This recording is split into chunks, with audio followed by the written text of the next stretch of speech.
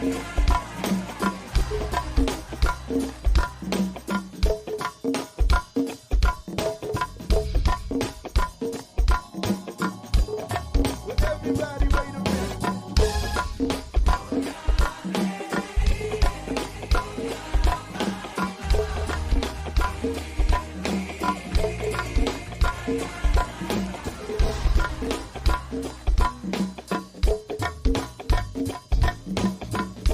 mix what I like, what I like, what I like, what I like.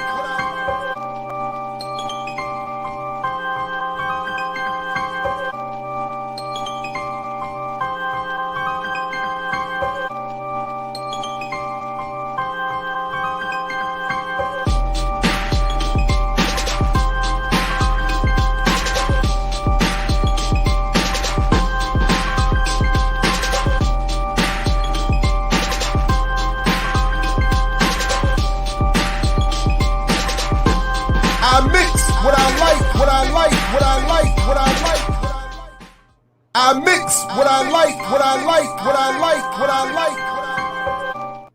What's up, world? Welcome to this special edition of I News What I Like here at Black Power Media. I'm Jared Ball, happy to be your host. Do not fret.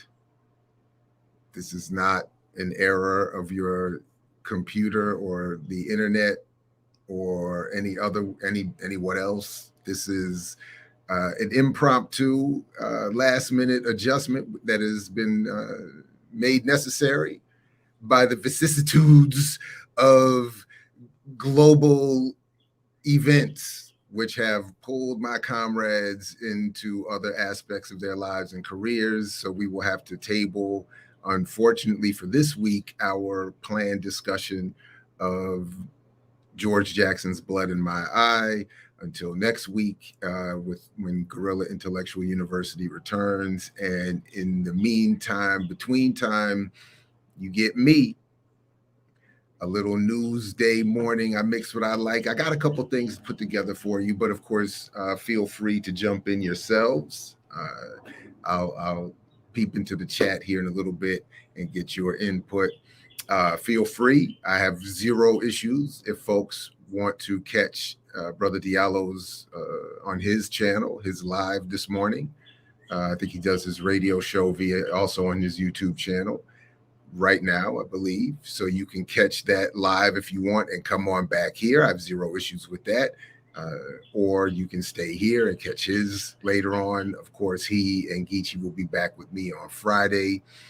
I almost thought we might have to have an EYL pop-up, given what little of a conversation I saw between Dame Dash and the Court's top thought leader. The Court's top thought leader. The Court's. I could only stomach about 10 minutes of it, and it was atrocious and a nightmare and disturbing in what it was, but anyway. So we'll see if that comes up on Friday. But in the meantime, like I said, I do have a number of things I can get to here, and I'll invite your involvement as well shortly. And yeah, so there it is. So welcome to the program. Welcome to the, again, impromptu I News What I Like. So greetings, everyone. Welcome to the Remixers Making It In Live.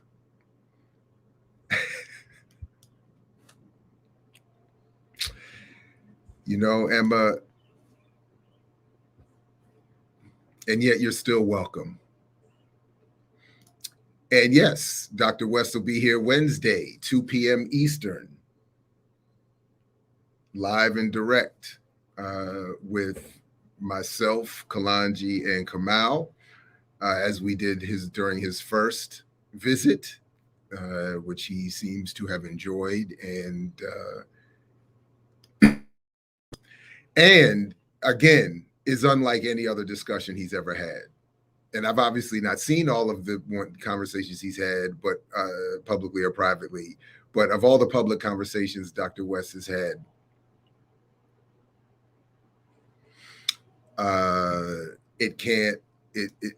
it's hard to imagine it getting any better than when he visited us. Now, there was another thing he did that a few people actually sent me this, asking if I had seen it.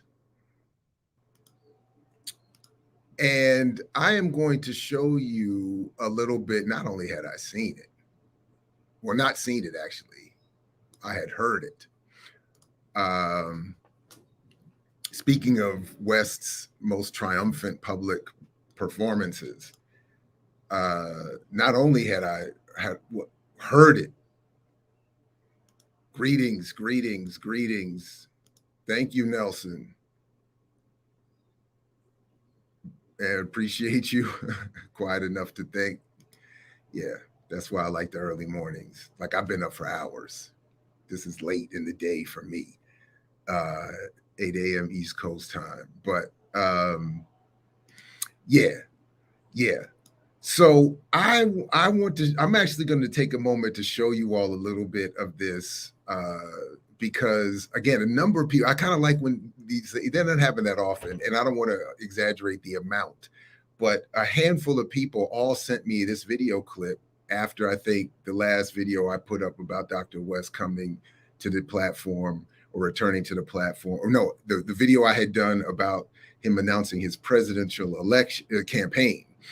And then I think people started sending me and asking, have you seen this? Have you seen this? Have you seen this? I was like, as you know, so back in the day before social media, yeah, it could be an age thing. It could be an age thing. It could be an age thing. But especially when you have children, for me at least, it was the sweet spot, that 4 to 7 a.m. window became this sweet spot of quiet and solitude, and it kind of, I hope Dr. West is asked to explain how he considers Ron DeSantis' latest legislations and actions revolutionary. So, Kamal, I hope you have already seen the previous visit Dr. West made to this platform. And if you haven't, I hope that you go and watch it. Again, I'm not joking. I defy anyone to watch his first visit to this platform and send me anything in his entire career in terms of public interview that rivals that discussion. Anything. Right on. I mean, I'm doing a show right now. I'm sorry. I would just have to ask you to Google it. Just look through our channel. Look on the specials playlist at the Black Power Media YouTube channel, and you'll find it. But I defy anyone to watch that and come back and show me where there has been a more, just a better, I'll just say better, however you define better.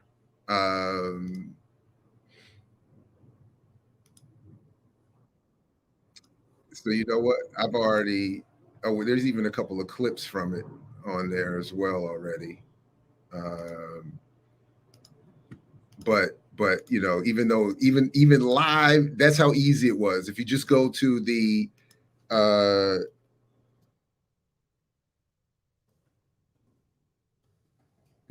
Black Power Media YouTube channel and go to the specials playlist, it's right there. But the link is now in the chat. And anybody just watch that and then come back or send me a link and show with the link to the media piece that you think is better than that, and then I'll watch it. Because if there is something he's done better than, I've watched a lot of CornelWest and read a lot of his work over the years.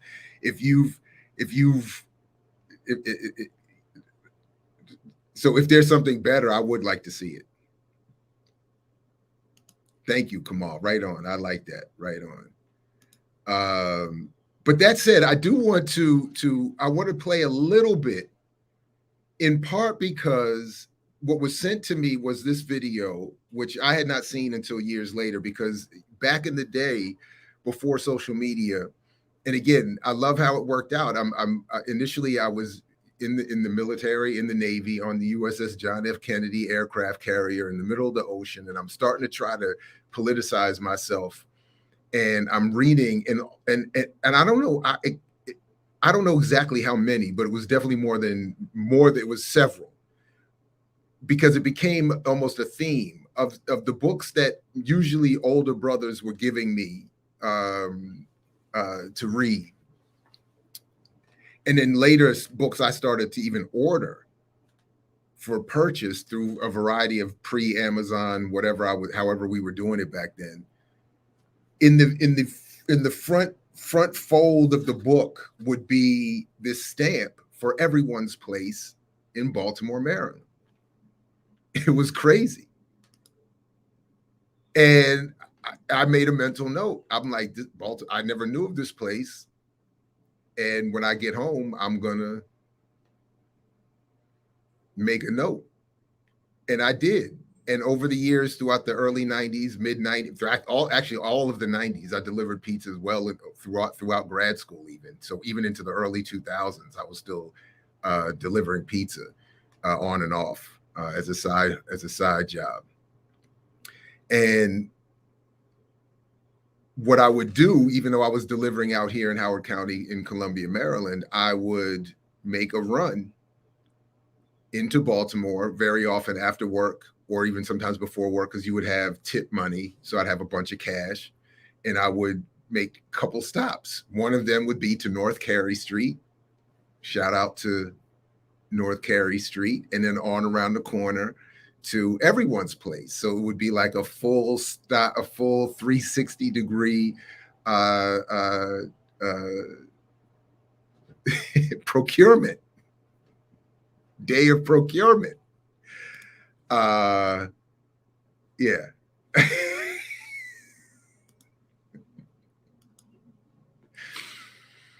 And oh man.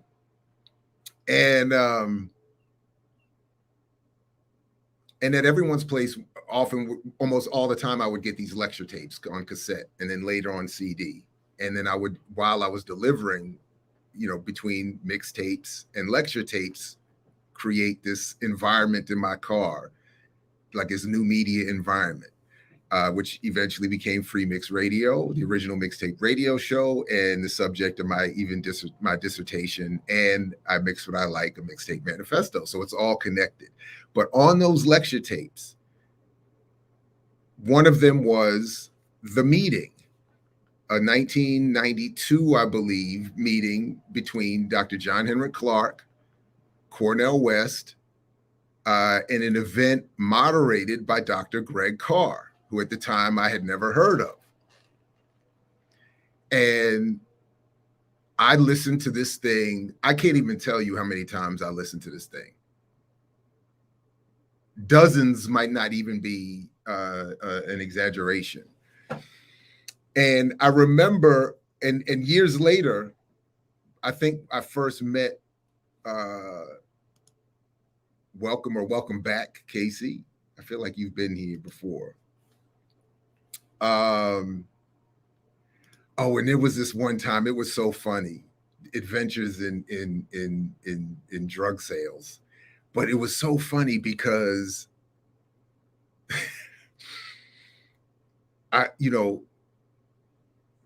it was weird. For a while, I was there so often in uniform, that, because, by the way, being in uniform, being in a pizza delivery uniform and having the smell of pizza in the car was often an assistance. Like it was like a protective element in terms of if you got pulled over or whatever. It's like, or somebody was like, "What are you doing here?" You could always be like, I'm Pete, everybody gets pizza.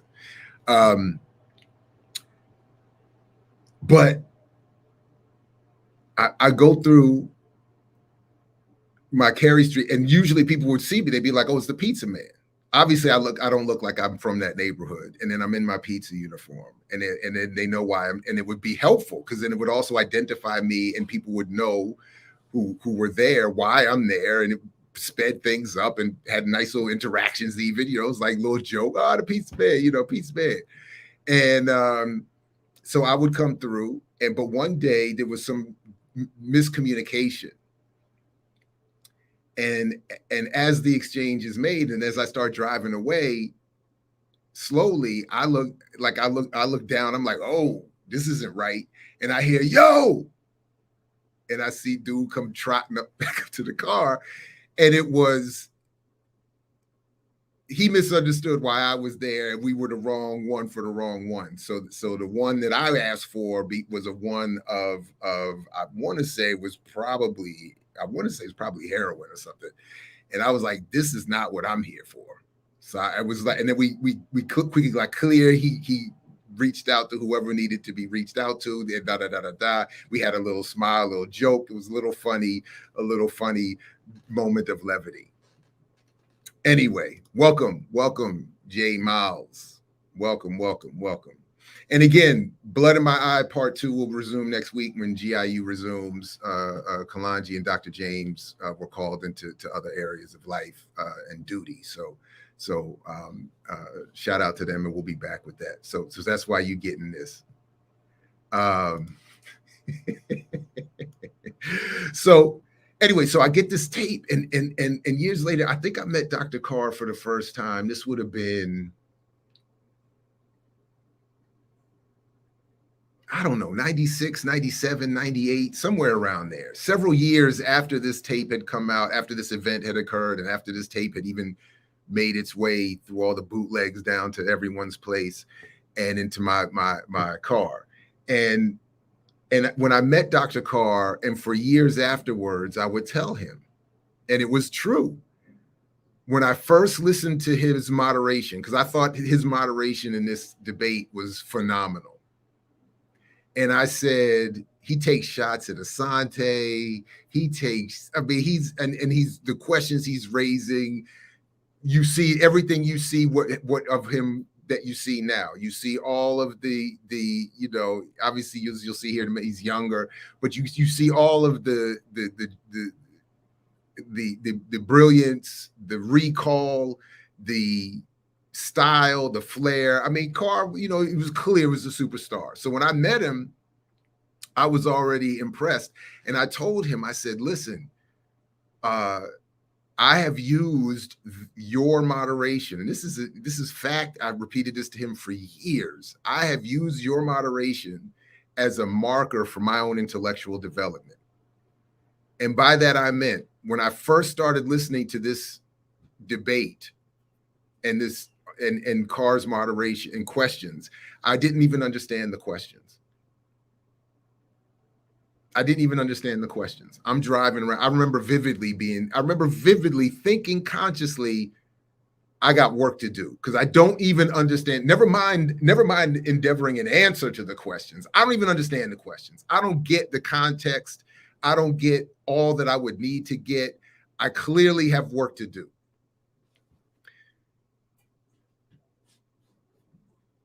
Years later, I would say, I'm marking my intellectual development because years later I would say to Carr, I now understand the questions. I don't think I have an answer to this day. I don't think I have answers, but I at least get the questions and am ready to engage the conversation. So I feel like I have made a step up. So anyway, so when people started sending me this past week, I was like, I forgot who I said this to, but I was like, I could practically recite this verbatim, particularly at one point. I would literally, yeah, anyway. So let's take a little look at, and you get an idea of what I'm talking about right out the gate here. And I don't know how much of this we'll actually watch, but I just wanted to give you an idea, a little bit of what I'm talking about here.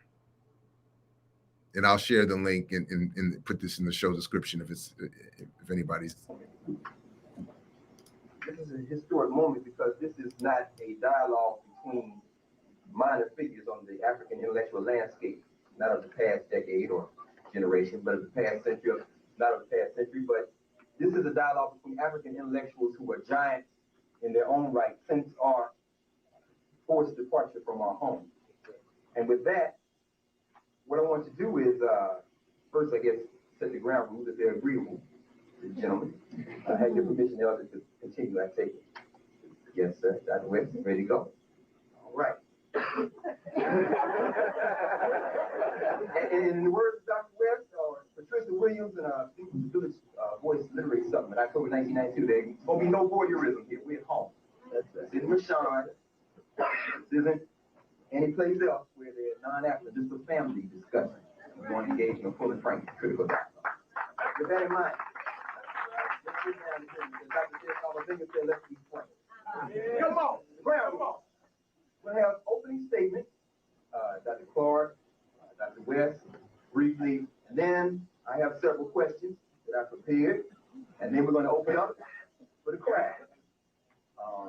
So my name is Carr. Graduate Tennessee State University. I did come through here, but Tennessee State's the only one I claim because it's a black college. On the executive committee of the Association for the Study of Classical African Civilization, so they let me know right there. I'm a culture nationalist, so maybe kind of rough, right? It's gonna be all right. Doc, look, no, because he's been engaged with the best. I'm in Temple, but I'm not an Asante. So we're gonna work like that. You understand? No zero integration is needed.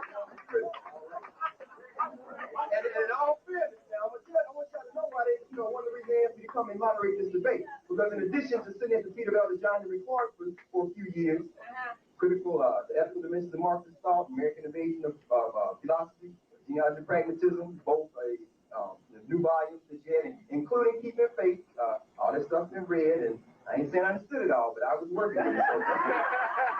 So, all right. Well, as I said, Dr. Clarke, Elder, if you want to proceed, and then Professor West, and then I'll come back to the mic. We'll start stripping and see what's there.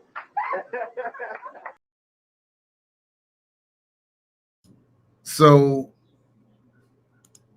obviously they proceed and spend a couple hours, and it's yeah. Anyway, but even in just that little clip, you see a little bit, and yeah, that's what someone pointed out here. Yeah, Emma's asking. Yes, this is, and that is, I think, the exact recording that ended up on cassette that I heard, and that's the level of commitment that some of us used to have to put in to get that work, to sit through poor audio quality, less than, people, we don't have access to the quality equipment we have today at more relatively affordable rates. Like, so yeah. And, but it was worth it. It was worth it.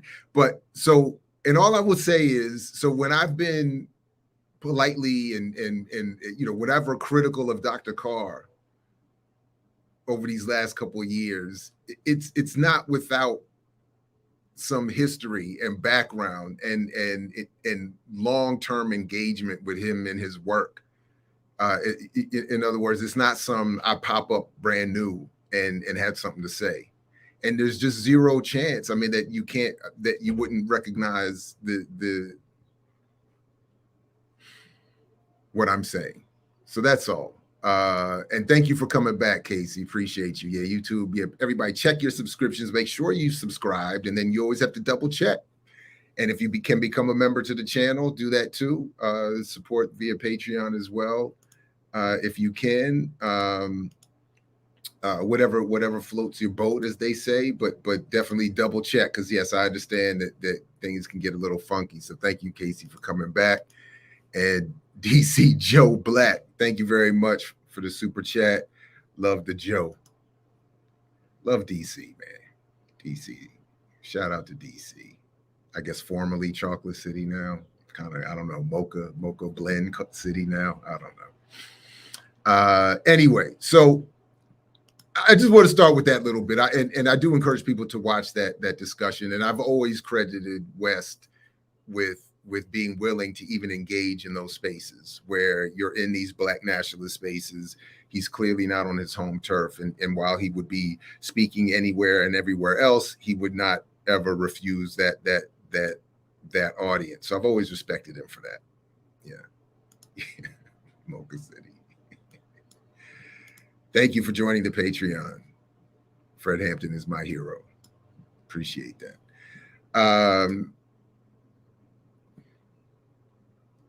All right, so in no particular order, I do have a couple things we can get to here this morning, and then if you all like, feel free to let me know, and you can either jump on here and share something, or bring up some stories and links in the chat. And then, like I said, we'll be back with GIU next week. Remix morning show all week. I'm not sure when I Mix What I Like is doing any other, so we'll see. Just make sure you have the bell rung at least, But a couple things to get to this morning, and I'll just a couple stories here. I want to bring up. I do want to bring up George Jackson just a little bit about World War II and filmmaking. Just a little brief thing. Might get into Prince and the music industry. I want to ask you all about a reparations conference that apparently just took place in Atlanta.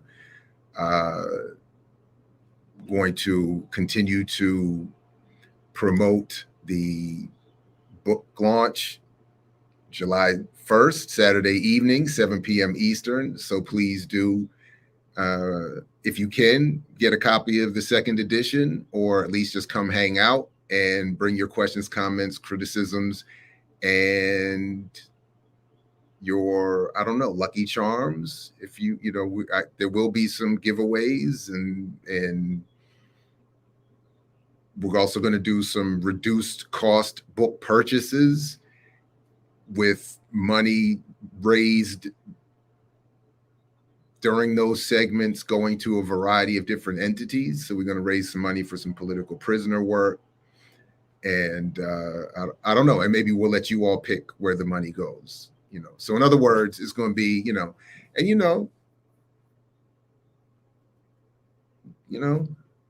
bring your favorite, whatever, and have a little something to sip on, and hang out a little bit. I mean, a relaxed, fun evening where we could talk a little bit, obviously, and promote the book and the work, but and discuss some things, but have a little fun with it and raise some money for some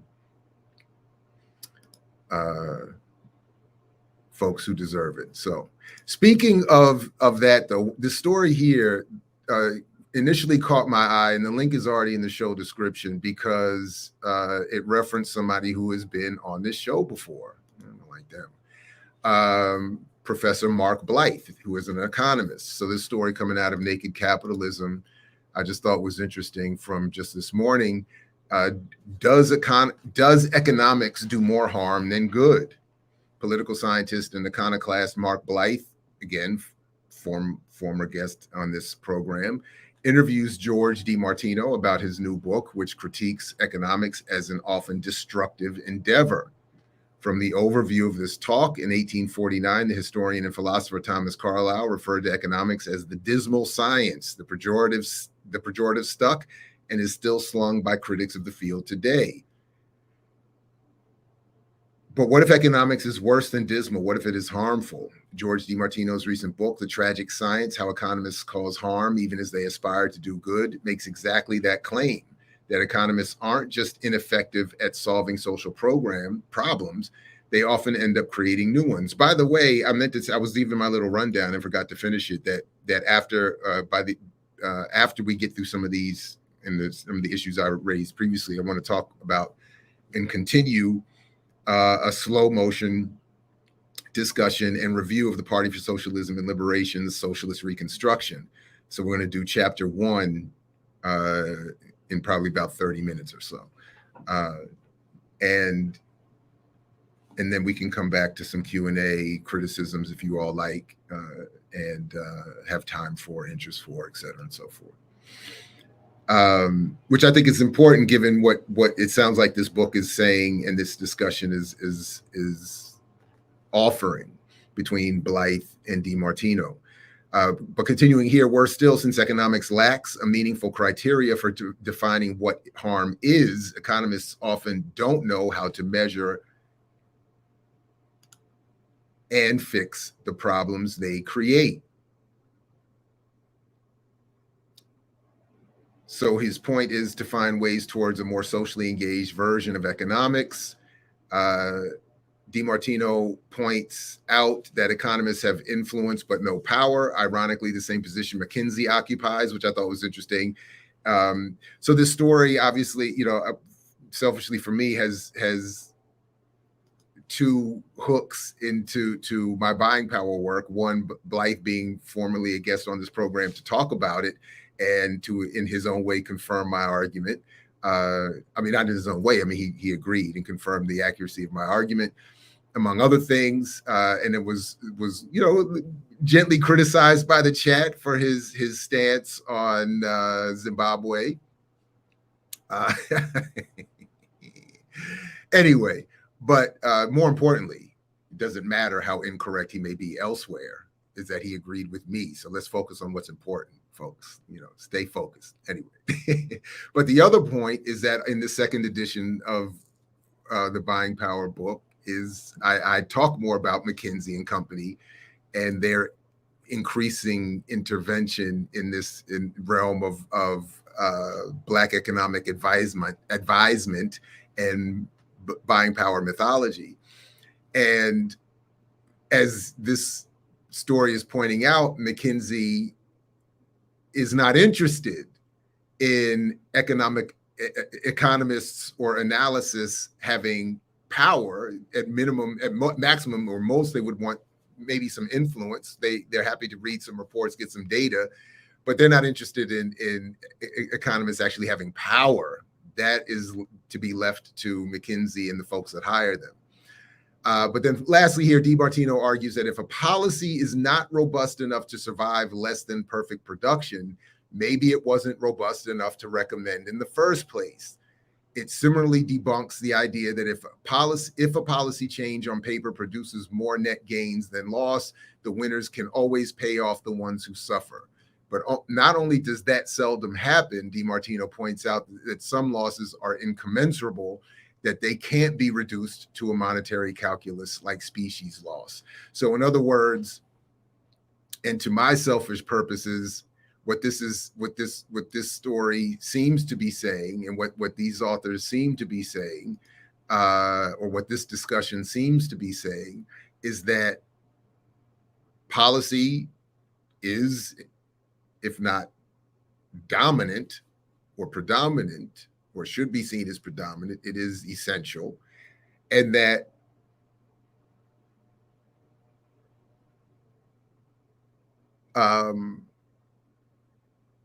that those in power who create the economic policies that exploit, extract, and create all of this inequality do not care and likely know that despite their claims, there is no trickle-down benefit to the rest. There is no, as this story says, ability to pay off the ones who suffer, which I'm interpreting as the claim of those in power of trickle-down economics, that a rising tide lifts all boats. No, it doesn't. It doesn't. And that some losses are incommensurable. They're not commensurate with the payments or the payoffs or the trickle-downness of it all. So they can't be reduced, and also just can't be reduced to a monetary calculus, such as species loss or cultural, maybe in terms of our context, cultural deformity or interference, or the social impact of material inequality. Sometimes just can't be measured in that way.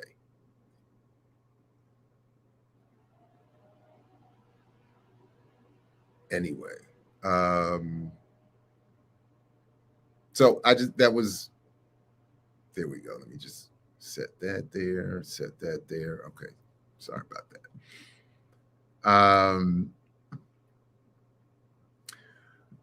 So, all right, so that's that. Let's move on to another story, and I'll just quickly remind you all too.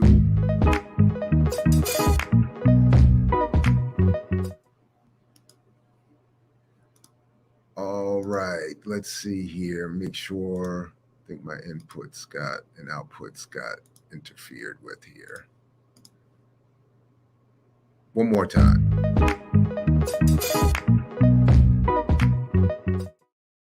All right, sorry about that. Just making sure on my end everything is working properly. And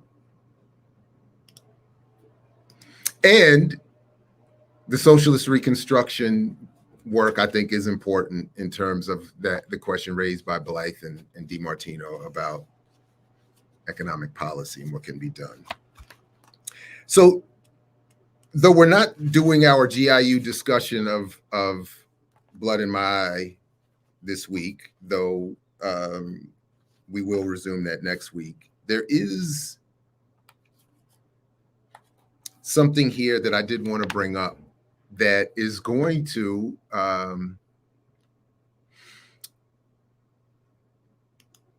figure in what will be my contribution to let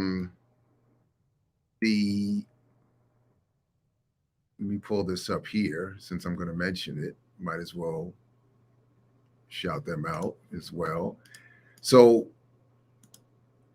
part of my contribution to this upcoming conference convened by Community Movement Builders, the National Black Radical Organizing Conference. So I'm going to be on this session here Sunday morning. So first of all, obviously what that means, so let's just be real. Wait, I'm not sharing the right page. Let's just be real what that means. What that means is, and I'm gonna have to talk to Kamal about that at some point because I feel a kind of way about it.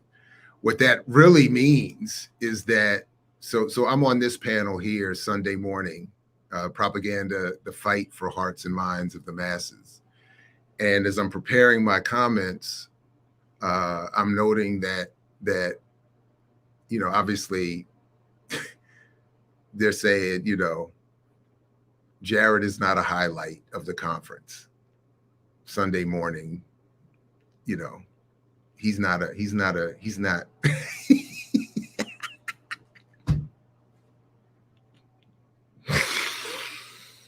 Anyway, no, I'm just playing. No, seriously, in all seriousness. So but I'm preparing my thoughts on this, and I found something again. Obviously, I knew I would. So this is again, Coco. I'm just playing. Seriously, I'm just playing. It's all jokes. It's all jokes. I can't. I know. But this is why I have to be petty, because people keep calling me Dr. Bell. That's why I have to be petty.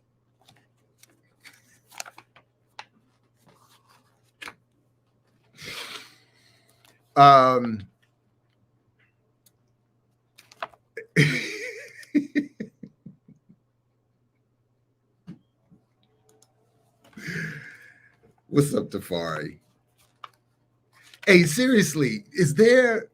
I've asked this before. Where is because there's some comedians around here. Where is the comic for us who can take the politics we deal with and do a comedy routine that where the references wouldn't have to be, you know what I'm saying? Like the references wouldn't have to be explained. It's meant for people gathering at that kind of conference to enjoy and not feel like we have to table our politics to go to see somebody funny. Does that exist? Oh, yo, Shirley, do you know how many? I'm telling you, this is not This is not uncommon. Gerald Bell, I'm telling you.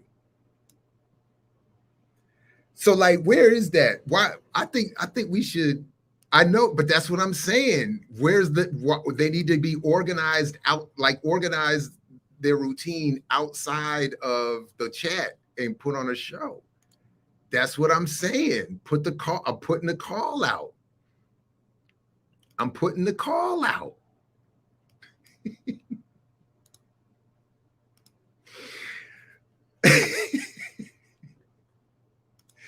Gerard, I'm telling you, all of it. But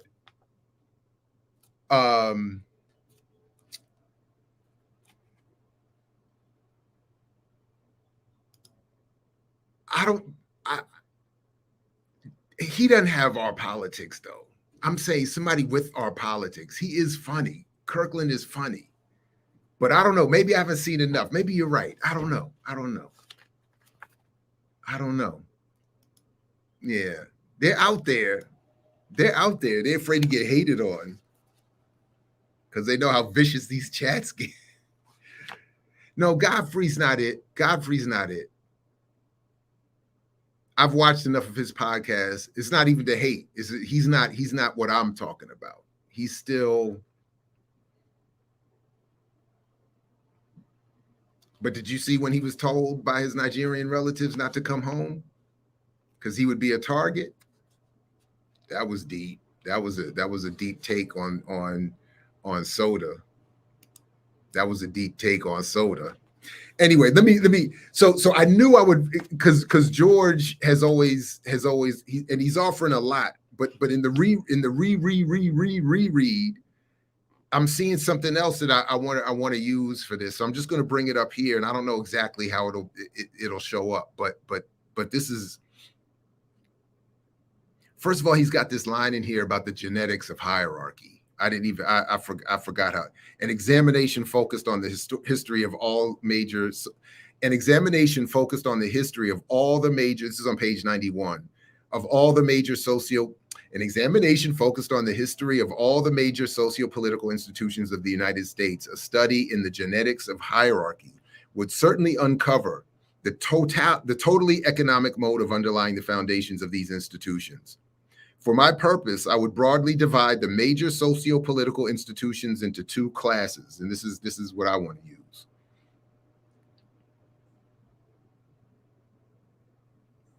So the major socio-political institutions in the United States, or what he's calling the genetics of hierarchy, a study of the genetics of hierarchy, he breaks into two classes. One, designed by the state to move people into certain actions, and the other to discourage, curtail, or completely deny certain other actions. And initially I could see why I would have blown past this and all the other readings of this. It's not his deepest, most pinpoint point. It's very broad, very vague, and on some level seems simple. Like, duh. But increasingly, I think this is a really, I want to investigate the value of this particular approach. A simple division of the socio-political institutions that form the genetics of hierarchy in this country into two classes. One designed by the state to move people into certain actions, the other to discourage, curtail, or completely deny certain other actions.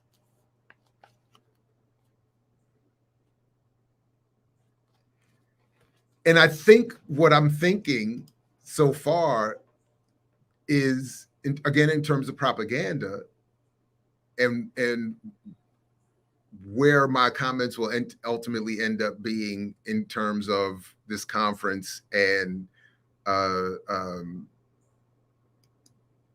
this idea of capturing the minds. How do they phrase it? Fighting for the hearts and minds of the masses. This is what George is talking about. This is a better way, or a different way, I think maybe an important way of engaging the media studies, propaganda studies question over public opinion.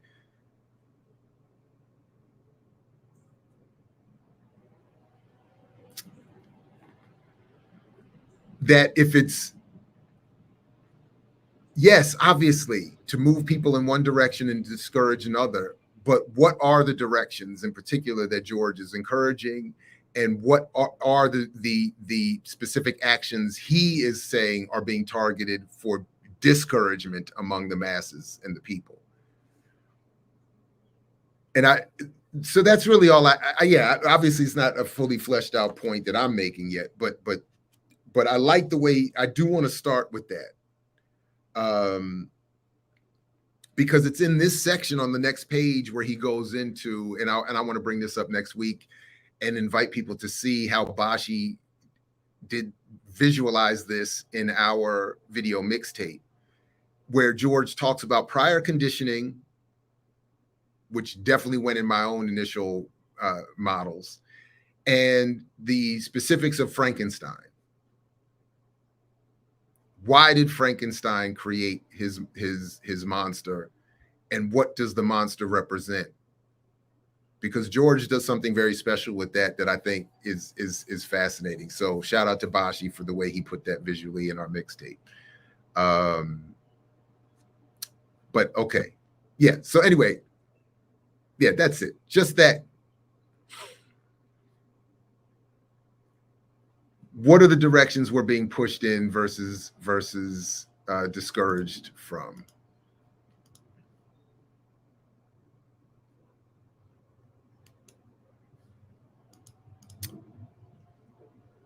So speaking of that and propaganda, I don't have anything prepared. I wasn't prepared to talk about this beyond, so I'll just make this quick point. I saw a video essay about this film, ToraToraTora, and I do think it relates to this last point I was just making. So I just want to bring this up quickly here. I've not seen the film, but I think I would like to see the film, because what was said of the film is fascinating. And it's ostensibly about the Japanese attack on Pearl Harbor. But what I like about what was said about this film, a number of things, and why we'll never see one like it ever again. It came out in 1970. ToraToraTora, by the way, is the title comes from what, and I don't know the Japanese translation entirely. It's a shortening of a Japanese phrase meant to reflect, and it was the call sign that the Japanese fighter pilots were to call out if they showed up in Pearl Harbor and realized that they had in fact surprised the Americans. Had they not had the surprise that they were hoping for, they would have had another call sign. But ToraToraTora was the call sign over the radio to let them know, yes, we have in fact surprised the Americans, and this is going to be a largely successful operation.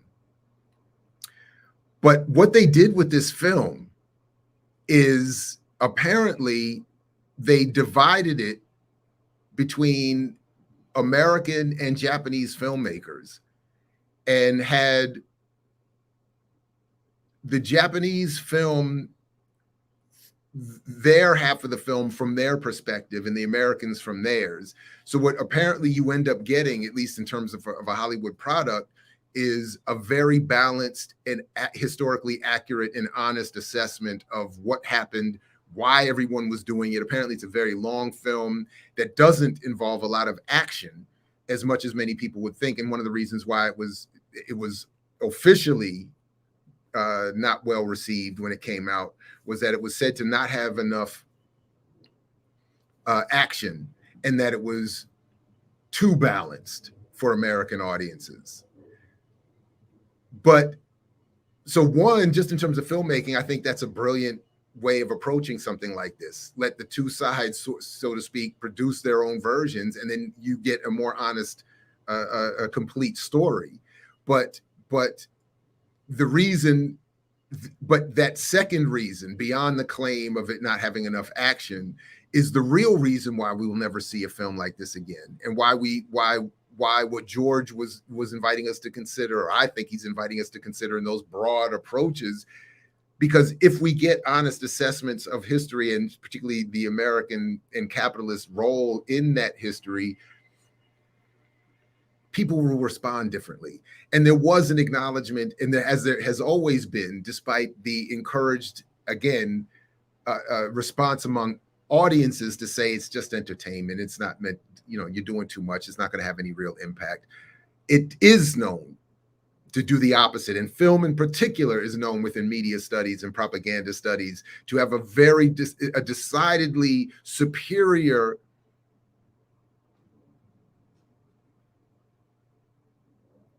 ability to convey its intended propaganda, because in part of the isolation one is usually encouraged to be in when seeing a film, to the whether it's on the big screen or even at home, the encouragement, the invitation, particularly in theaters, to be what's that phrase? Captured audience. The all-encompassing environment is meant to, it adds to the ability of the film to be successful in conveying its messages. So when American propagandists saw a film that was taking away the propaganda edge of Pearl Harbor from the Americans and inviting a Japanese version of why they did what they did, they were like, nah. Film is for propaganda, not entertainment. Film is for propaganda, not education. And we can't have. But I think if you look at the history of Hollywood, it's sort of a slow motion evolution to becoming what it is today, with the understanding that there's no room for even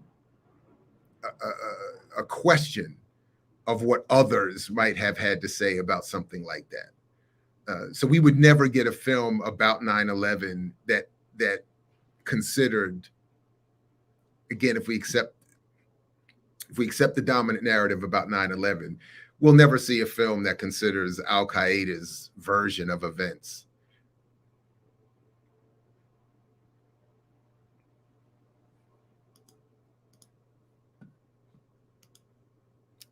Even though I'm not the first and by any means to compare 9/11 to Pearl Harbor.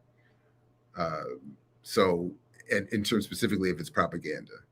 So anyway, just a thought there. I think I'm gonna come back to the Prince story because I'd like to do that when I've had a chance to better really do it. So anyway, let's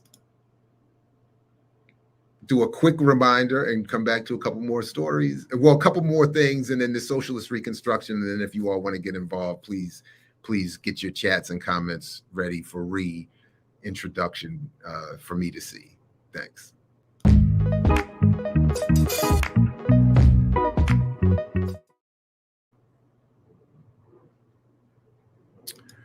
All right. Thank you. Welcome back. I mix what I like here, Black Power Media. Please like, share, subscribe, join the channel if you can. This is a more of an impromptu pop-up in the sense that we did have some last-minute adjustments to Guerrilla Intellectual University, which will be back next week to continue our discussion of Blood in My Eye, which shows up interestingly on my green screen. That's kind of fly, how it just... Anyway, George was dope. It's just is what it is, and he was right. And it's just, I mean, it's just no way around it. So,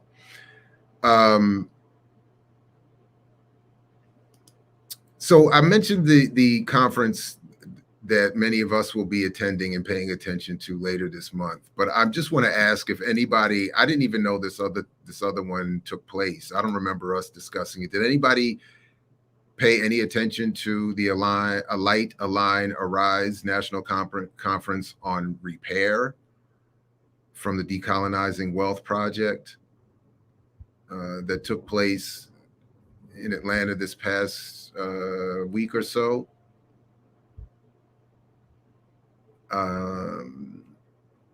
Ta-Nehisi Coates, Nicole Hannah-Jones, discussions of reparations. I'm just curious if Nkechi Taifa, we certainly know her. She's been around these parts, as has Cam Howard at one point. Anyway, just curious. I don't have anything to say about it. Just was curious if any of you had, if that had, okay.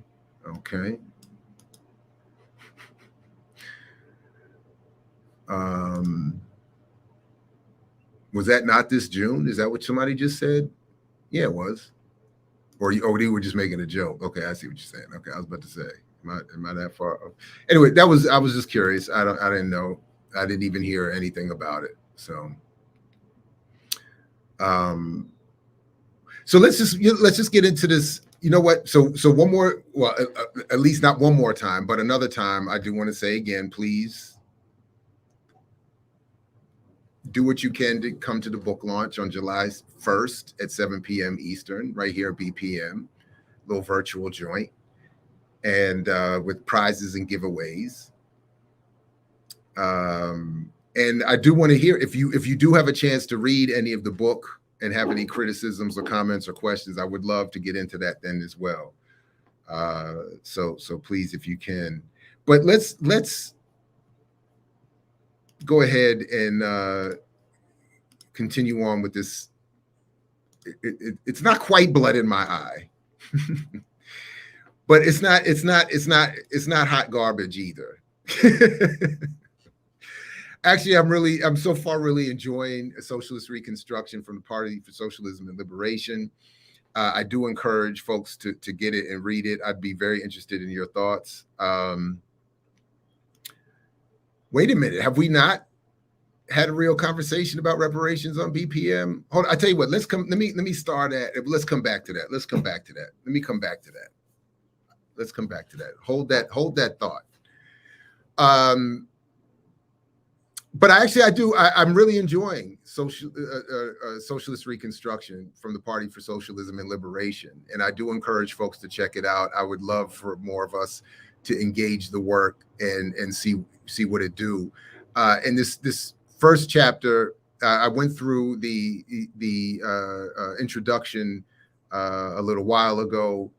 I can find that and put the link in the show description here. But just moving on with chapter 1 here a little bit, the Socialist Revival. There's a number of very interesting points that they do and bring up here. It's mostly an overview, I think an important one of the history of socialism here in the United States, and making some important points about some key figures whose popularity is not often associated with their socialist politics, starting here with Albert Einstein.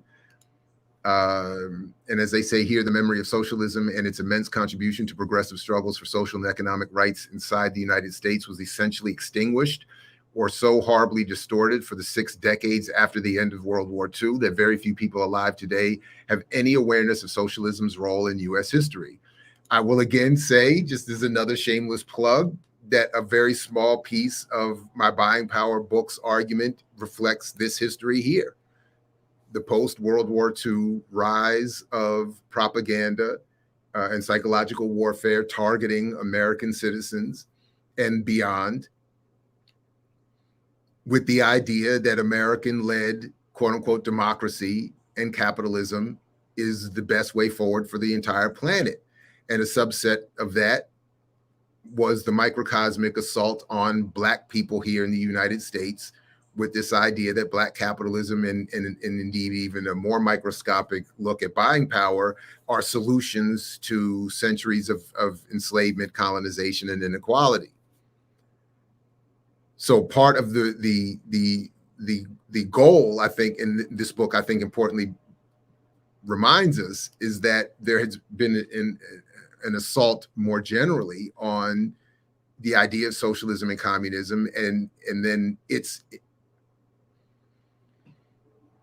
interaction with, or it being an inspiration to many people, like, for instance, Albert Einstein, who was put under surveillance by J. Edgar Hoover for his socialist tendencies.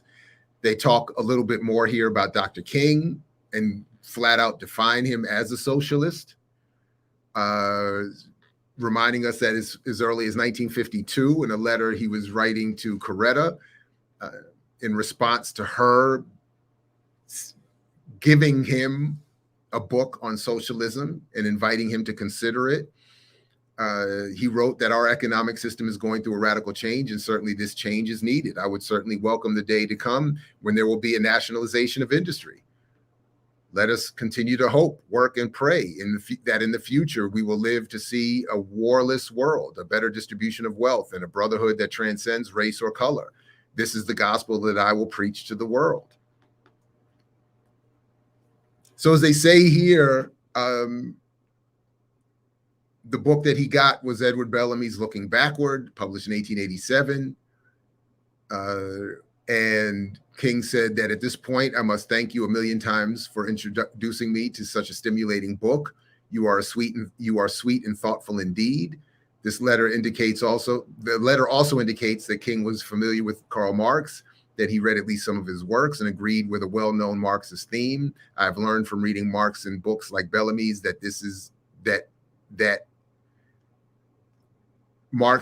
from reading Marx in books like Bellamy's, and that is that religion can so easily become a tool of the middle class to keep the proletariat oppressed. They remind us that inspired by these and other ideas and movements around the world, King was moving towards, as we've talked about here extensively, a permanent encampment in Washington, D.C., where he asks in 1967, why are there 40 million poor people in America? And when you begin to ask that question, you are raising questions about the economic system, about a broader distribution of wealth. When you ask that question, you begin to question the capitalistic economy. And I'm simply saying that more and more, we've got to begin to ask questions about the whole society. So they go through a number of others, including Ben Davis, Paul Robeson, who had picked up these themes and ideas and were punished for it. And then they have a section here on canceling socialism that raises some very important points about, in all this discussion of cancel culture, the real cancellation has been on ideas of working class solidarity, struggle, and movements towards socialism and communism. They point out, I think importantly, that during the so-called Great Depression here in the United States and other capitalist countries, that whilst major capitalist economies saw tens of millions of workers suddenly lose employment, the unemployment rate in the US was 25% in 1932. The planned economy of the USSR experienced massive growth where there was no unemployment. And the biggest problem there was a labor shortage. Just again, pointing out that these crises of inequality and collapse are created by capitalism and cannot be solved by capitalism. But instead of redistribution and socialism and communism, we got nominal tomes, claims about free speech. And yet, as they bring up here, it's a fairy tale when one considers that what happened to people identified as socialists, communists, or Marxists were sent to prison, lost their jobs and careers, and endured social demonization, isolation. Actors, directors, screenwriters were driven from Hollywood. Teachers and educators were either blocked from professional careers or purged from schools and universities. The capitalist class and governments represent repressive forces purged the U.S. of one of its most robust social and political movements. People in the U.S. were taught to hate and fear socialism.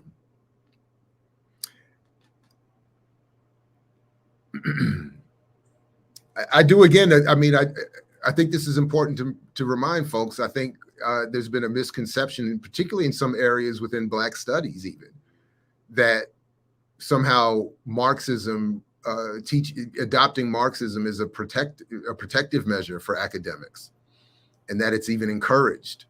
And this is simply not the case. I've witnessed it, experienced it myself, and even in my own attempt to bring an EEOC claim against my employer, was told here in Maryland, at least, although I think this is a federal issue, that politics are not a protective class. Race, gender, sexual identity, religion are protective classes. Politics is not. And I asked specifically, so if I was fired with the express claim that we're firing you because you are a socialist, they would be covered in that. And I was told yes. They couldn't say you're fired because you're Black or you're a Jew or you're mixed or you're, if I were disabled somewhere on the LGBTQ spectrum.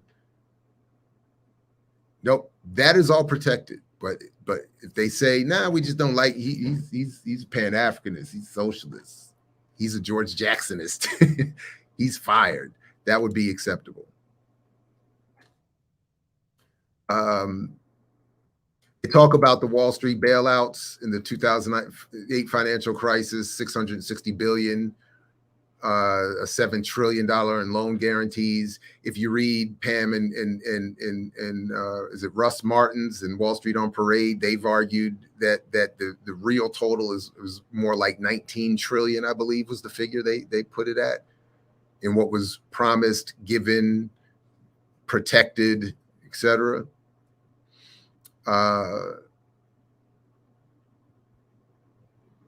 And I like what they do here, is, at least as I interpret it, is that they raise the fact that, okay, capitalism, again, the theme here is capitalism is creating these crises of inequality.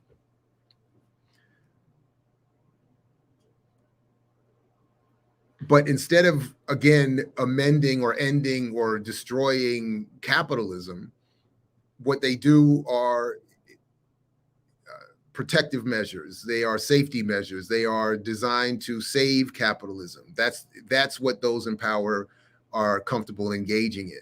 So when there was the 2008 collapse, they just gave money back to Wall Street to float and protect that class and in their corporate manifestations. Then in 2008, they gave us Barack Obama. The economic crash of 2008, 2009 was a defining moment. It led to the unlikely victory of Democrat Barack Obama over Republican conservative millionaire John McCain. In 2007, no one would have expected that the United States was on the verge of electing the first Black president. The conventional wisdom held that the history of racism was too deep for one of the two ruling class parties and risked choosing a Black candidate for it. The conventional wisdom held that the history of racism was too deep for one of the two ruling class parties to risk choosing a Black candidate for president. The capitalist economic crash steamrolled this assumption. The system was discredited. The need for change was obvious, and Obama campaigned on the promise of dramatic change. And it was a powerful promise. And again, I will never forget that moment and the massive wave of propaganda and psychological warfare, the resistance that it created among even Black radicals to those of us who were critical of the idea of Barack Obama being a good thing. Again, I credit Glenn Ford and Bruce Dixon, the late greats of the founding of Black Agenda Report, who in their prescient wisdom were already calling out Obama as fraudulent. And Margaret Kimberly was there too. I don't mean to omit her. She's still here doing her thing, and she was there as well. But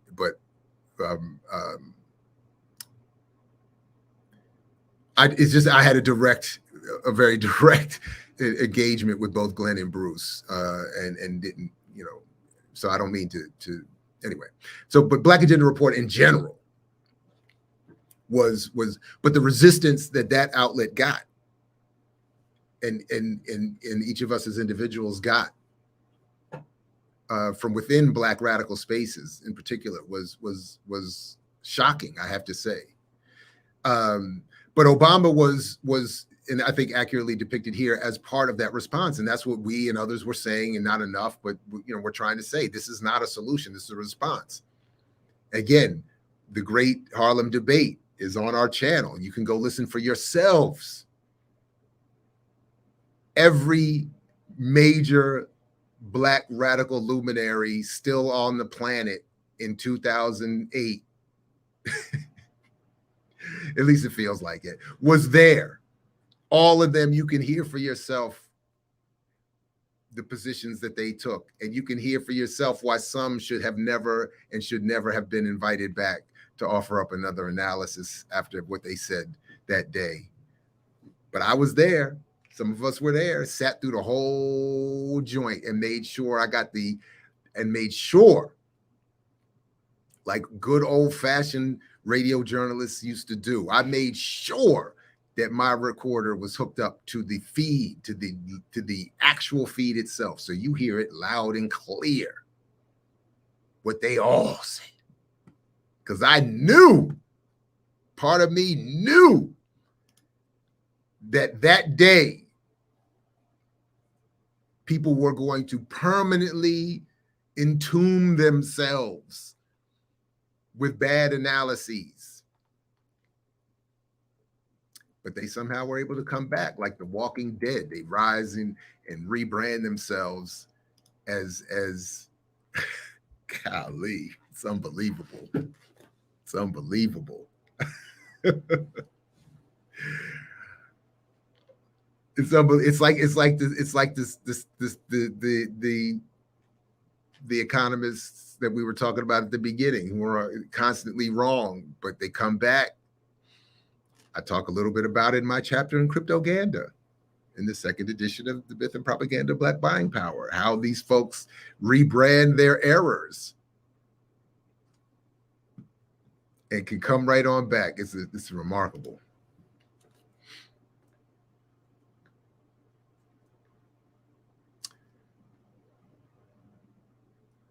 As I say here, the revival of socialism could have something to do with what might be called the law of unintended consequences, because they talk a little bit about the rise of socialism, its popularity, particularly among young Americans, and as a response to the horrific conditions that continue to exist and worsen.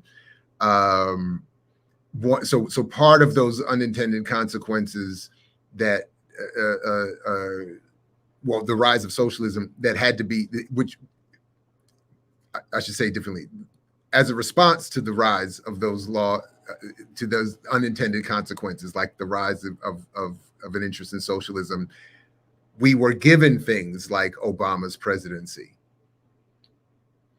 And then, as they remind us here, he immediately abandoned his claims to protect universal health care. And I don't think, you know what, I'm reminded, I don't think they mentioned his other bit.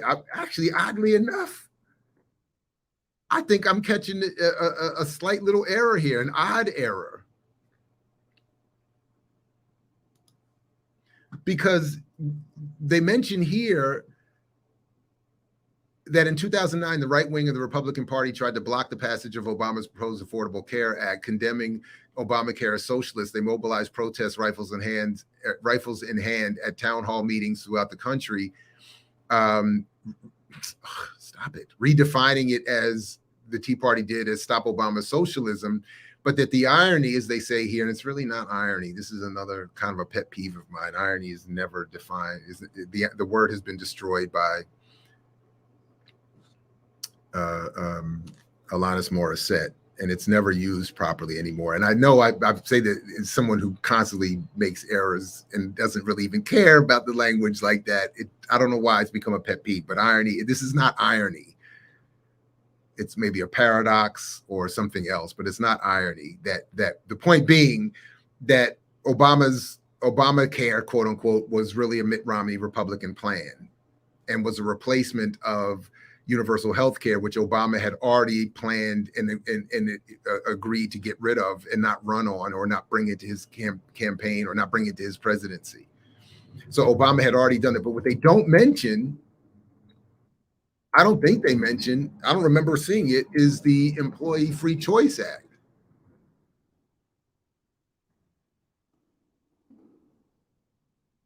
Yeah, I don't think they mentioned the employee, which I think would have been a better reference for this point that they're making here. Because if people remember, Obama had previously promised to defend the EFCA, the Employment Free Choice Act, which would help working people unionize. and immediately abandoned that upon election, and then never brought it up again. So so now that I'm thinking about it, I think they should have mentioned that. Anyway, in this chapter, they talk about, again, the unintended consequences included the rise of socialism, the rise of Occupy Wall Street in 2011. But, you know, for all the good that they're saying they did here, remember that we also got, as a result of the so-called rise of the people, we also got things like Tim Pool,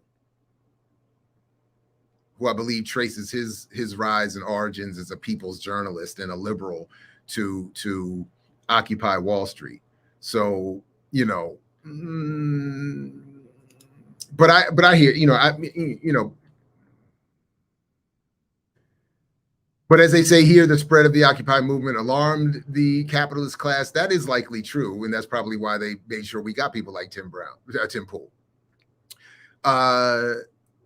They talk about then the role of racism, as I think that they would put it, and around the specific issue of the killing of Michael Brown Jr. and the rise of Ferguson. And then they make the point that there is, but this is, again, to remind us of the racism in the country. Again, it's just sort of a recap here. And then they get into a little bit of how Bernie Sanders was destroyed despite being tagged as a socialist, as they say here, by Anderson Cooper. The hall erupted in applause when Sanders finished speaking in response to a question by Anderson Cooper about him being a socialist, or as he said, a democratic socialist.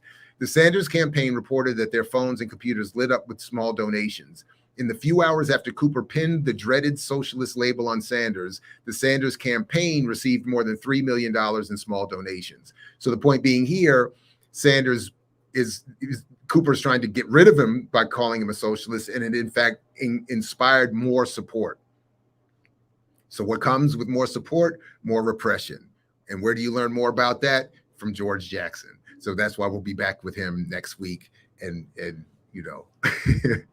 but in 2016, as they say here, the Democratic Party said, the 2016 Democratic Party primary, Sanders won 13 million votes and 80% of younger voters. Democratic National Committee emails released by WikiLeaks show that the Democratic Party establishment violated its own rules to get Clinton the nomination. We've talked about that endlessly here. The Pied Piper candidate being Donald Trump, meaning that he would bring all the lunatics over to the Republican Party and assure a victory for Hillary Clinton. That, of course, is not how it worked out. Sanders was crushed by his own party. And I don't know if the PSL folks have read his last book, but to me, it demonstrates that I think they're even a little bit wrong here about what they could have expected from Sanders. He was not.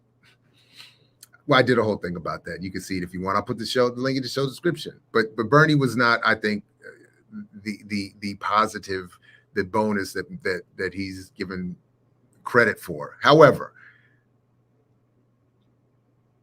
what I do like about what PSL and Socialist Reconstruction book here is doing is saying, okay, Sanders was reflective of an actual will among the people. The party itself crushed him. That is, the Democratic Party itself crushed him. But as they say here, the Bernie phenomenon was path-breaking, even mind-blowing, because of the post-World War II witch hunt against socialists and communists. Maybe I've been unfair. Maybe I need to reconsider that point more. I've not felt that he was path-breaking or mind-blowing, because again, I still feel like his net impact was to be part of what this book is saying was necessary as an unintended consequence of the inequality created by capitalism. That is, part of the unintended consequence was an interest in, or at least a critique in, capitalism. So instead of allowing that to rise naturally and evolve naturally into an actual support for socialism, we are encouraged to find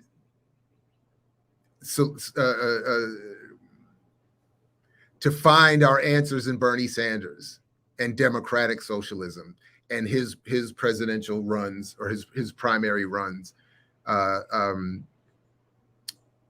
in the last two election cycles. And what I'm saying is that is part of the response to the unintended consequence of the rise in interest in socialism among particularly young people. That if 80% of young people want socialism, then the establishment is happy to give them Bernie Sanders, who they A, know is not a true socialist, and B, is going to succumb to the will of the Democratic Party, the National Committee, the DNC, at the end of the day, and give us what we got, Biden.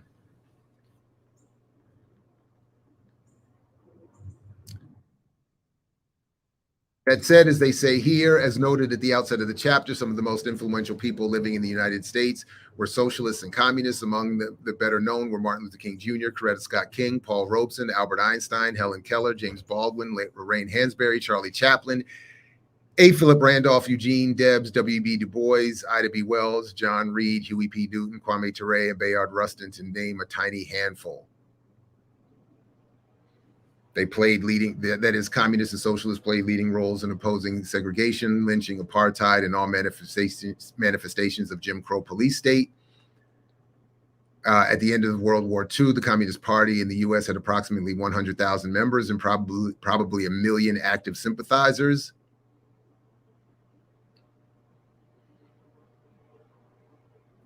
But as is maybe predictable, what Donald Trump, they say, represented in 2020 and is likely to represent here again in 2024 is the unity among the ruling class against their common enemy of socialism. By uttering the magic words, "We renew our resolve that America will never be a socialist country," Trump momentarily united the leaders of both ruling class parties against their common enemy. They put aside their partisan bickering to genuflect at the altar of anti-socialism. And this is why Nancy Pelosi and Chuck Schumer were right there to applaud Trump in that moment. They go on in this chapter to talk about the inequality in representation, that is, how just 3% of U.S. households have assets of $1 million, yet and more than half of U.S. workers make under $35,000 per year, but not a single person from this category, that is the majority of the population, sits in Congress. The Millionaires Club in the Senate passes itself off as the world's greatest deliberative body, but it is and has always been an empowered body of plutocrats. It was created to block sweeping progressive legislation, and if the House of Representatives ever passed such laws, as Senator George F. Hoare stated, the very purpose of the Senate is to resist the hasty, intemperate, passionate desire of the people. And if I remember correctly, Alexander Hamilton's Federalist Papers, one of them, I thought it was 22, but I might be wrong. He said the same thing, that the Senate was to reflect the British Parliament's upper house and was there to represent the true will of the elite and to protect against the representatives of the lower house being able to pass laws that would upset that ruling elite. So they conclude the chapter by saying the American Revolution was a political revolution, not a social revolution. The U.S. Civil War was more like a real revolution, a social revolution than the 1776 revolution, the decisive military factor leading to in other words, that it changed, that the political revolution changed political power, but not social relationships. Whereas the Civil War, apparently, according to the authors here, was more like a real revolution, a social revolution, than the 1776 one. The decisive military victory leading to the defeat of the Confederacy was the belated Emancipation Proclamation signed by President Abraham Lincoln in January of 1863, and the subsequent flood of 200,000 free Black people into the Northern Army and Navy. The North finally won when the conflict became an armed revolutionary struggle of the Black working class in the Southern states. Formerly enslaved people became free people, recognized as citizens with formal rights associated with citizenship and no longer the property of others.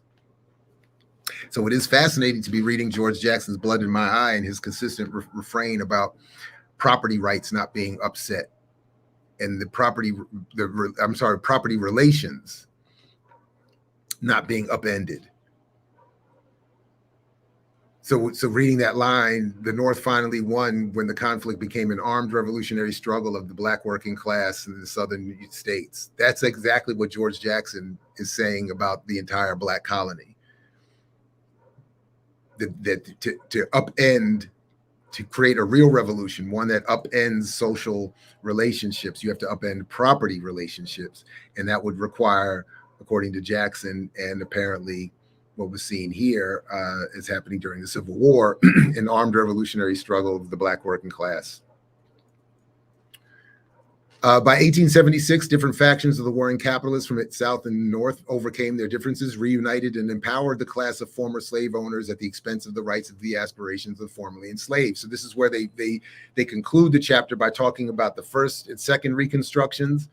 The first one coming after the Civil War. In the 1950s and 60s, many civil rights movements saw their new movement as the second Reconstruction. But even after that, the ruling class retained control over the banks, corporations, land, and media. The unfulfilled promises of the first and second Reconstructions are glaring and persistent injustices in contemporary society. The third Reconstruction is premised on socialist control and redistribution of the vast wealth and resources created by the labor of the multinational, multiracial, and multi-ethnic U.S. working class. So that's what they're proposing here, that the third Reconstruction be the one that finally fills in the voids left by the first Reconstruction, which was political, not social. The second Reconstruction, which they say was social but not political. And the third Reconstruction will meld all of that, creating a true revolution where the social and political relationships are overthrown and changed. So the first Reconstruction promised 40 acres of farmable land and a mule to those who had labored but had never been paid. That promise was broken. The second Reconstruction made only a political promise of equality under the law. The third Reconstruction, because it will be a socialist Reconstruction, will finally guarantee both the full economic and political rights for all, with a focus on redressing and overcoming the centuries of super oppression imposed on Black Americans. This book sets out a vision for society after the revolution. Socialist Reconstruction will solve the problems capitalism creates, ending production for the sake of private profit and replacing it with production based on meeting the needs of the people and the planet. And then we get a few images of the Kings, Occupy, Ferguson, some of the notable socialists, including Assata Shakur.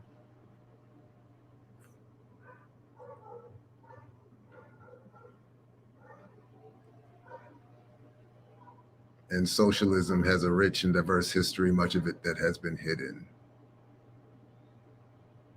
So we'll come back with chapter 2 at another time. Stay tuned. But I wanted to at least go through some of what I think is a fascinating read so far. My only point left about this chapter so far is, I said here, good chapter, but I'm waiting for the "this is how we will do it" phase of the book. So I'm looking forward to continuing reading and seeing how they actually get us to, or what they say, how they show things will actually work. I look forward to that. So, but again, I want to encourage people that they continue to pick up and read Socialist Reconstruction, and let us know what you think. Put it in the comments.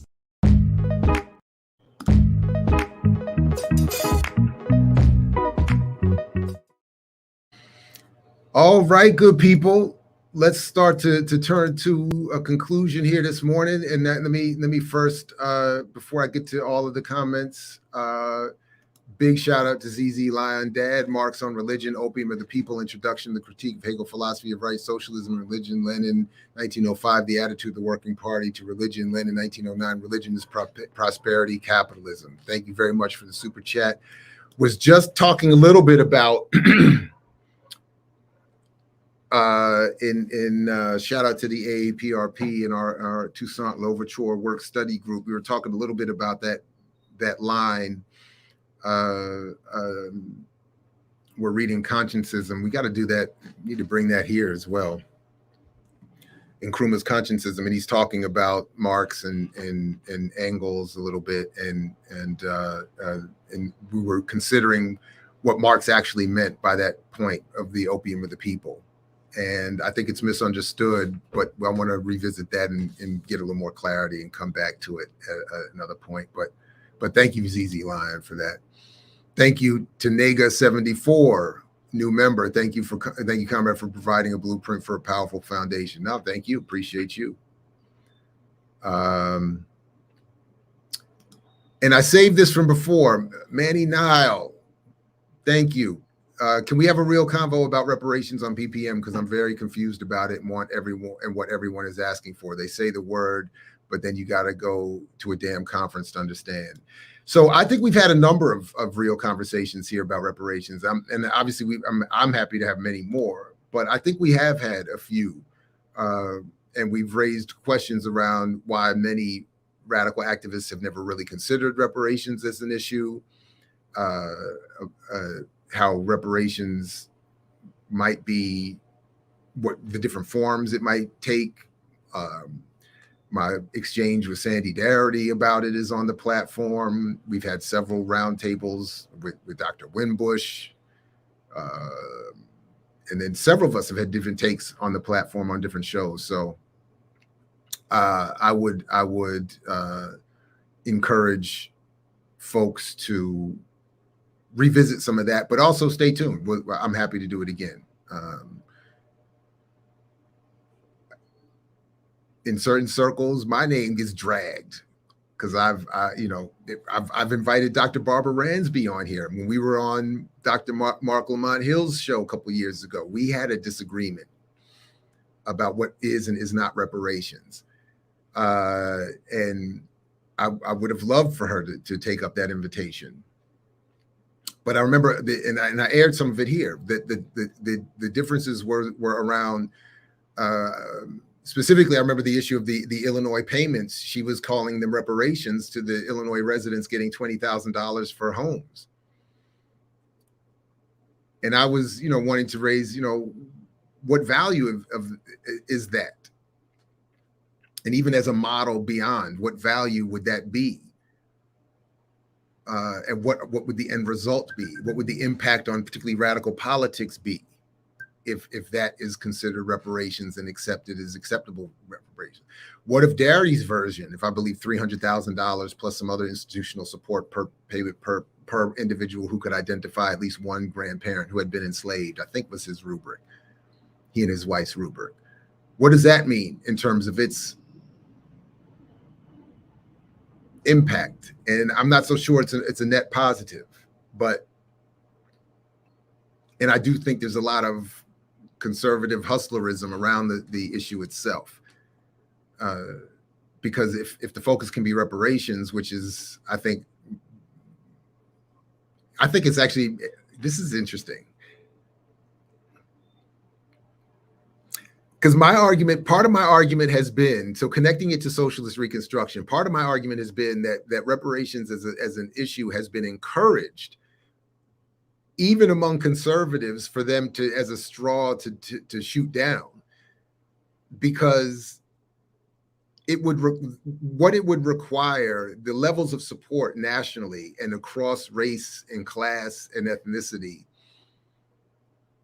the level of solidarity is I think insurmountable. The idea that a majority of whites and others are going to vote for only payments to go only to Black Americans seems so unlikely. So my point was, it would be better likely and more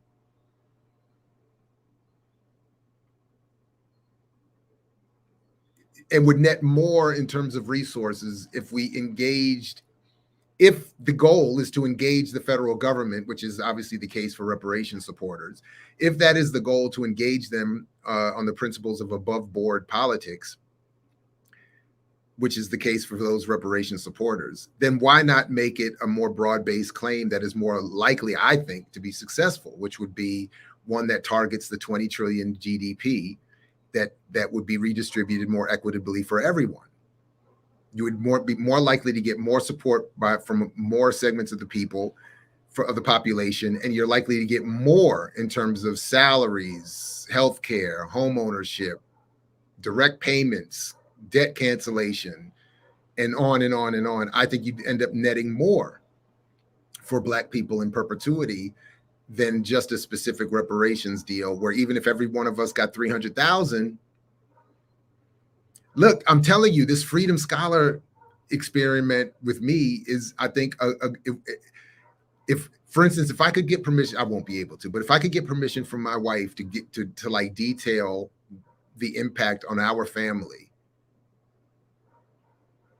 I think it would be an important lesson in by extrapolation to what would be the case if all Black Americans got a $300,000 payment without the rest of the revolutionary processes taking place. And I don't mean to diminish it, given my relative class position to many others in Black America and beyond, in terms of a starting point. I get it. We are solidly middle class, as they say.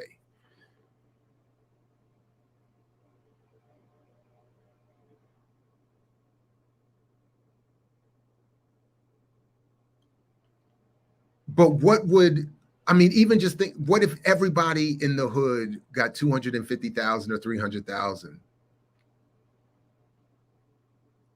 If every individual, even if every individual, not just household, got that. So immediately you think, one of my first thoughts is, okay, everybody could move out of the hood and buy a decent home. But where? And I think there are enough homes already built, but I'm not entirely sure. But with that influx, who's going to build all the new homes that are going to house all these folks in their new palatial estates and McMansions? And then how much debt is getting wiped out? In addition to that, what is the existing debt when you get that payment? Where do the payments that eventually take place go? And then how do you turn that into a reoccurring, generationally wealth-producing? And I think if I'm witness to it, I just can't prove it. I don't have the permission to prove it, but I can't. So you have to. It's speculation, but I'm seeing it. I'm living the proof that the change, I don't think would have the impact a lot of people fantasize that it would have. There are enormous limits. And again, it wouldn't be that everybody, even if you said, well, everybody could then invest in the stock market and start, flipping their money. Could they? And even in doing so, how does that upend any of the existing social or property relationships that this third Reconstruction is? I'm just saying, but these are the common things we're told. You could take that money and invest it and flip it. I hope that's not, I don't know if the yard work everybody does around here. The noise pollution in the suburbs is tremendous. Everybody keeps hiring crews to come out here and curate every blade of grass. And the noise pollution, the exhaust, it's got to be, paradoxically, not ironically, killing the very planet that they're looking to curate. Anyway, but my point is, I would love to have more of those conversations around reparations. I'm down with it, and but I don't want to. I don't want it like left out there like we haven't had them. So, hey, look, that's all I had this morning. Got roughly 20 minutes, unless we wrap up early. Does anybody have any comments, questions, queries, critiques, condemnations, contemplation, calumny, consternation, questions, comments, queries, conundrums, catechisms, cacophony, calumny, consternation, condemnation, contemplation, criticism, critique? Thank you for the super chat, Nelson Mercer. See, that right there is why I ultimately prefer the hood. I think I got your point. I would love to do that. Are you going to take part, Obi? You're participating? You volunteering? It really is. Almost nothing is irony that people say is irony. And I did this with my daughters a couple of years ago. If you go back and watch the Alanis Morissette video, literally, and I mean literally every single example she raises in that song that she says, isn't it ironic, is not irony. Every single one. Rain on your wedding day is not ironic. That is not irony. Good advice that you can't take is not irony. God damn it. Maybe it's a paradox, a conundrum, an issue, a lack of serendipity, bad timing, not irony.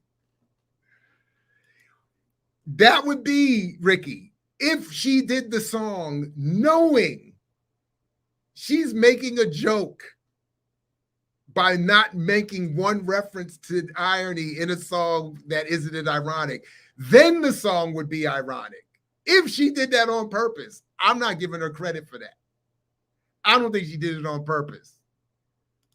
I know I've been doing this bit because it comes up all the time. And every time I hear the word, it's used wrong. And I have this same spiral.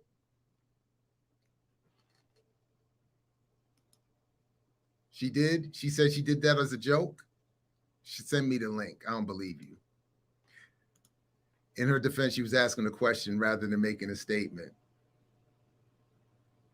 When she says, isn't it ironic, don't you think? She's saying it is.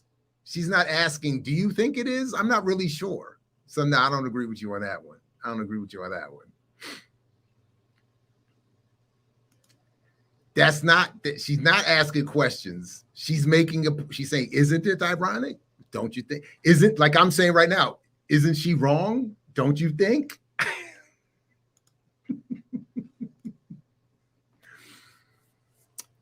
Renee Johnson, how do I get my questions considered for Dr. West this week? I don't know that you can. I don't know that you can. Are you sure that your questions are not going to be asked? Honestly, I don't know that you can. I can't guarantee that you can. I appreciate the super chat, but you know, there's, you know, like what question do you have? Give me an example of a question that you have that you might think we would not ask or raise, or that we hadn't raised with them already. Well, I better ask some good questions then, Dr. Ball. I think you meant me, right? Yeah, right. You better ask some good questions then, Dr. Ball, right? And do you say that with your Riley voice? Well, then you better ask some good questions then.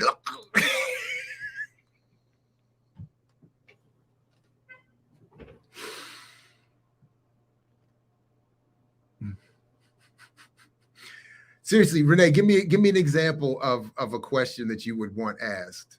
And because honestly, I don't know. I am just joking a little bit, but I don't know. I can't, you know.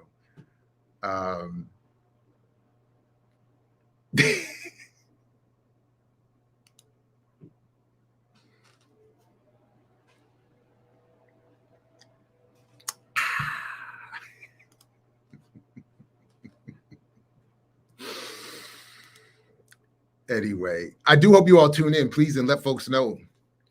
And Renee, I'm literally only hanging out right now for Renee. I want Renee to give me an example of a question.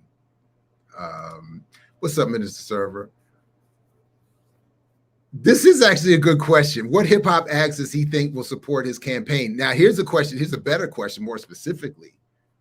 And I think Tim Hicks is now in LA, but will the CornelWest theory support the CornelWest campaign? You know what? I'm going to let you know what? C West. theory. Let's see. Let's ask them.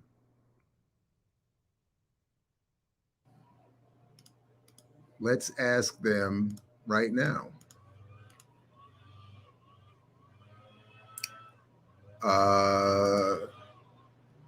Good people. Inquiring minds want to know. Will West theory, support the CornelWest presidential campaign?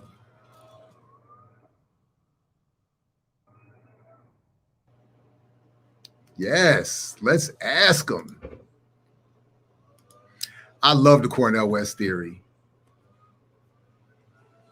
But that's a good question. Will they do it? Shout out to the DMV and beyond. Nelson Mercer, thanks again for the super chat. This money bets on Killer Mike.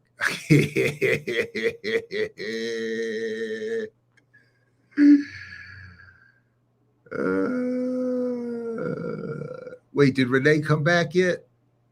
Oh, here we go. Why is he running with a party that ran off the black volunteers for arguing with white peoples about racism? Woo! That's a good one. That's a good one.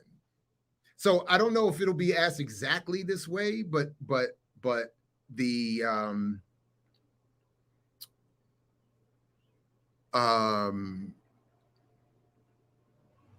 and Renee, it doesn't have to be today. I know I'm putting you on the spot. But just in case, I am dropping the link in the chat. If you want to jump on here and explain what happened, what had happened. If you don't, and if not today, let me know. Email me. We can set up a time for you to come on more properly. But lay it out. Make it plain. What happened, Renee?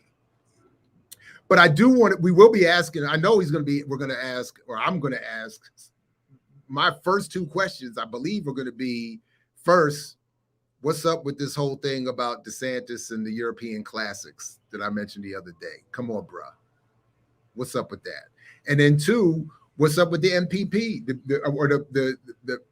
Is it the MP, the People's Party? Is it MPP? Movement for People's Party? Something like, anyway, whatever. What's up with the People's Party and their support for that rally, with the, against the war machine that went at our sister Jackie? What's up? But I'm not mad at that. I'm not mad at that question at all. I think that's a great question. And Renee, you did see the first time he joined us on this platform, right? You saw that video, right? You know he's never been interviewed in like that before, right? You know what that was, right? Okay.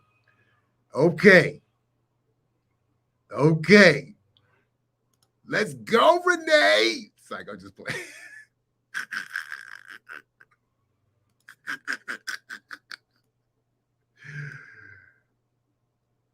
What was that track I used to like with rest in peace, Mr. Cheeks? They had that whole song with the sister named Renee. Minister, help me out. Minister Server, I know you out there. Help me out with what I'm trying to remember here. Keontae, thanks for the super chat. Who had a better haircut in your prime, Dr. Paul Cornel? Hold up. He likes to rock that fro. He's made that his look.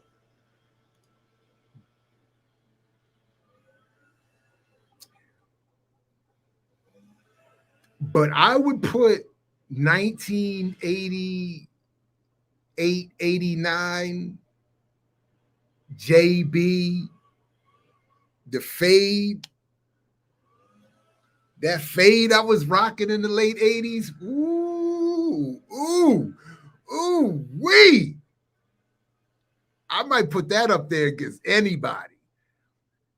My second and my last great walk in the sun, as Dr. Clarke would say, would have been in the early 2000s in grad school when I had my hair before, it left me.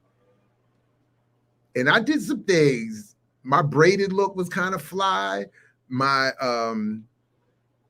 curls, the curl look was kind of, I don't know. And my out fro, I don't know. I think I might have had them. I did briefly. What better way? Renee was the name of the song, right? Yeah, right on. I'm gonna have to go back and listen to it. Yeah, I have. You know who was rocking them similarly lately? Let me see if I can pull. I'm gonna show you what they look like. If I can pull this up real quick, I'm gonna show you what they look like. I'm gonna give you an example of what they look like. Because my man, this is not me co-signing the content per se, but my man Hassan Campbell, that's what he got right there. Let me slow him down real quick. What he has right there, I was rocking that. Can I get a stable shot? Can you slow down, bro? I had that right there.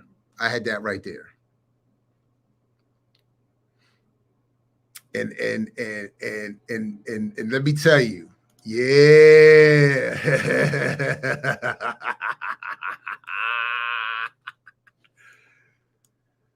I did, Ricky, but that wasn't.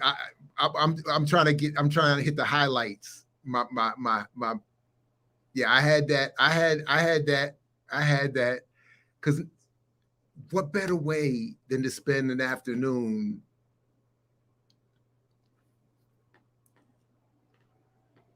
getting your hair done? And when women volunteer to do your hair, I was like, go ahead. I'll try anything. Yeah. My now wife put that look on and said, you look good. What else is there to say? What do they say? What is that thing they say in comedy? If about judging comics, if the audience laughs at a comic's joke, it's funny. It doesn't matter if another comic likes it.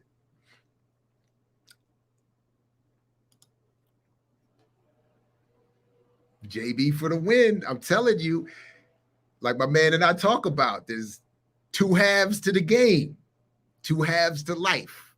That first half, I would consider an L. I did not win the first half of life. It was an L. I was losing at halftime. Second half, though. Second half is where you win the game. So I would give it to me. And plus, I had the diversity. So if we're doing a comparison between me and West, I had the diversity. He's been a one-trick pony for his whole life. I rocked the fro. I walked across the stage at my graduation with the fro out, fresh off my mama's biscuits joints, fro out, holding the free political prisoner sign as I crossed the stage. That's on my Instagram. I rocked the Hassan Campbell curls, wet curls. Jerry, is that not quite Jerry curl, but the little loose curl look. I had the braids. I had the high top fade.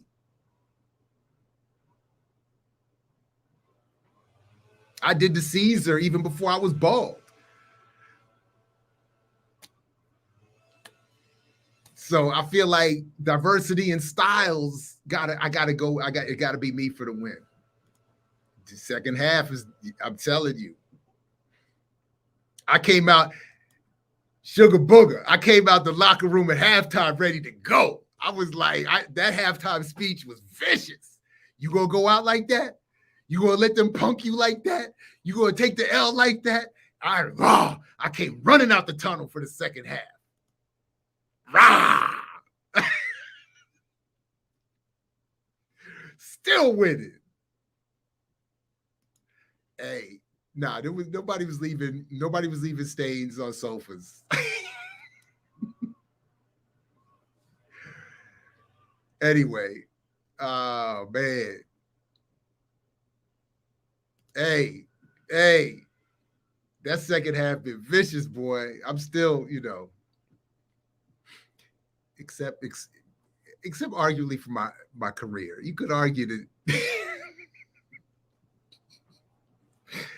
but overall. Anyway, so listen, I'm gonna wrap it up. Good people, please do, whether you get the book or not, the book is out.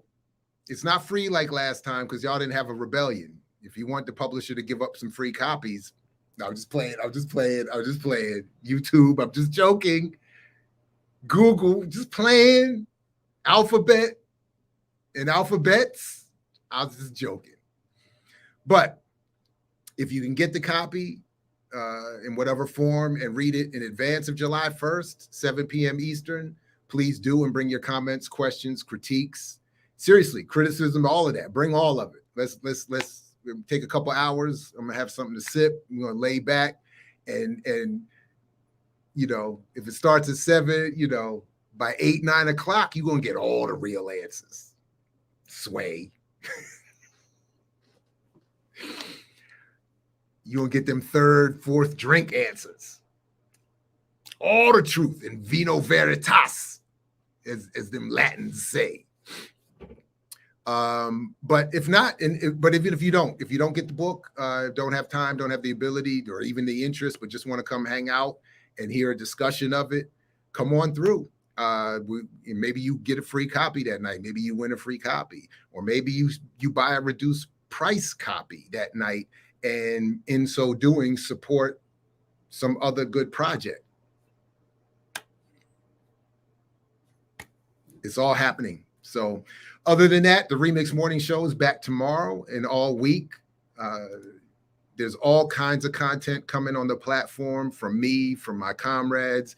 So you got to make sure that in addition to liking and subscribing, you've clicked the bell so you don't miss anything. And, thanks everybody. If you're seeing this later, appreciate you coming through. Definitely appreciate those of you who are able to show up here live almost every morning. We definitely appreciate it. And if I missed anything, keep on. Put it in the comments. And I'll catch you next time. Let me know if you think It's wrong, bro. Or if you just want to ask. What is we doing? Or if you want to ask me, what's going on in these tree-lined streets. You know what I'm saying? Or if you just watched this whole thing and said,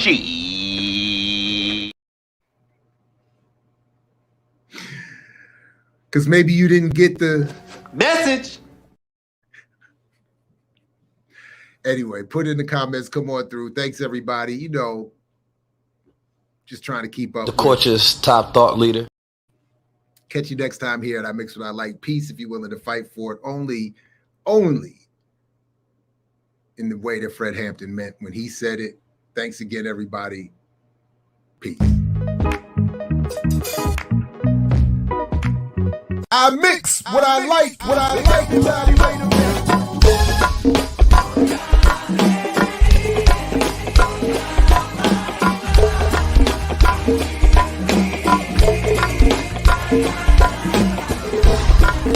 I mix what I like, what I like, what I like, what I like, what I like.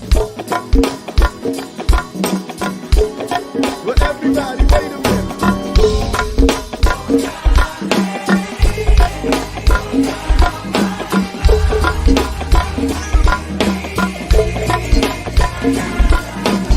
I mix what I like, what I like, what I like, what I like, what I like.